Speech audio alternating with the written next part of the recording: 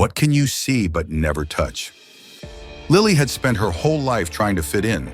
She wore the right clothes, followed the right trends, and met everyone's expectations.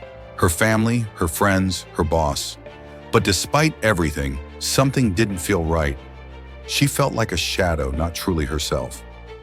Every day, Lily would walk past the same windows, seeing the reflections of her life, but never feeling part of it. She became so used to playing the roles expected of her that she no longer knew who she was outside of them. Her family wanted her to succeed, her friends wanted her to be fun, and her boss needed her to be dependable. Each time she glanced at her reflection, she felt like she was seeing a version of herself she didn't recognize, shaped by everyone else's expectations, but never her own. One evening, as Lily walked home from work, something caught her attention. It was her shadow stretched long across the sidewalk under the streetlights. The image stopped her in her tracks. She stood still, staring at it. A distorted, elongated version of herself, always moving with her, but never truly her. It hit her then. She had become a shadow, shaped by others but disconnected from herself.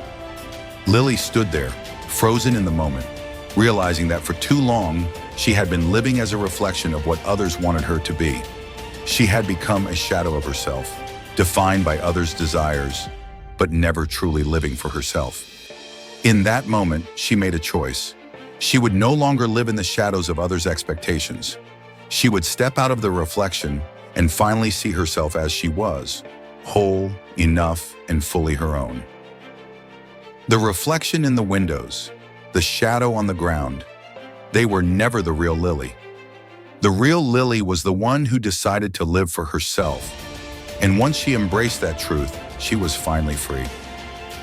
We can spend our lives living in the shadows of others' expectations, seeing only a reflection of who we're told to be.